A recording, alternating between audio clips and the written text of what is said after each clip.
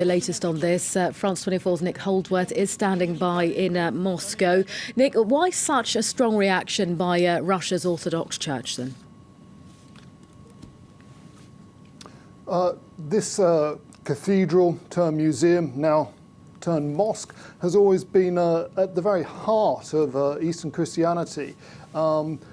It's revered as the site of the founding, if you like, of Eastern Christianity in Constantinople, as Istanbul was called back in those days at the end of the Roman Empire. And therefore it holds a particular special place in the hearts of the Russian Orthodox community. And the Patriarch Kirill spoke about this earlier this week in very, very strong terms, saying that converting it to a mosque would be an attack on all of Christian civilization. It would cause deep pain to the Russian people, and he reminded the nation and the world that relations between Russia and Turkey are developing dynamically, he said.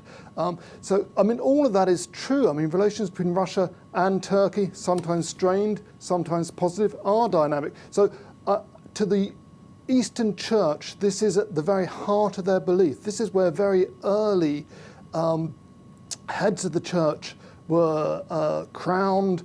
There's an enormous amount of history and tradition involved here. And this decision by Turkey comes just a week after Russians voted in a plebiscite for a new constitution, which specifically states that Russia is a Christian nation. That's never been in a Russian constitution before, and it kind of also cements the return to power of the Russian Orthodox Church after years out in the cold during the Soviet period, and under President Putin in the last 2 decades, an increasingly close, almost symbiotic relationship with the Kremlin. So for the Russian church, and indeed for the Russian state, this is a big shock, and there will almost certainly be some kind of vocal protests here in Russia, as much as there has been celebration in Istanbul by some today.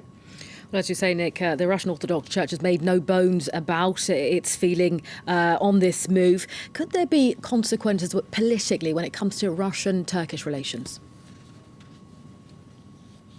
I mean, this almost certainly will put a lot of stress on relations between Moscow and Ankara. The Russians and the Turks have a very interesting relationship in many ways. Erdogan, the Turkish President Erdogan and Russian President Vladimir Putin, mirror images. They've both built their careers on a very strongman image. They've both involved their respective religions closely in the state. In Russia, Christianity; in Turkey, Islam. They're very similar. They work together quite well at times. They've been working quite closely together, trying to get ceasefires, trying to forge a peace plan in Syria, but there have been some very difficult moments. Just over 4 years ago, the Turks shot down a Russian fighter jet over the Turkish-Syrian border, and Vladimir Putin, the Russian president, turned around and cancelled all flights of Russians and Turks between the two countries. More recently, they have been making progress in Syria. Erdogan and Putin negotiated a ceasefire and a safe passage corridor around Idlib in March. So, I mean, the relations are difficult, but they are in many ways constructive. This decision, which seems to have been taken in Turkey to shore up President Erdogan's position there, will certainly put stress and strain on diplomatic relations between Russia and Turkey, and we may see some kind of response. There's been no response yet from the Kremlin, but we may see something. Earlier this week, Russian MPs were appealing to their Turkish counterparts to stop this move in Istanbul, so there will be ramifications.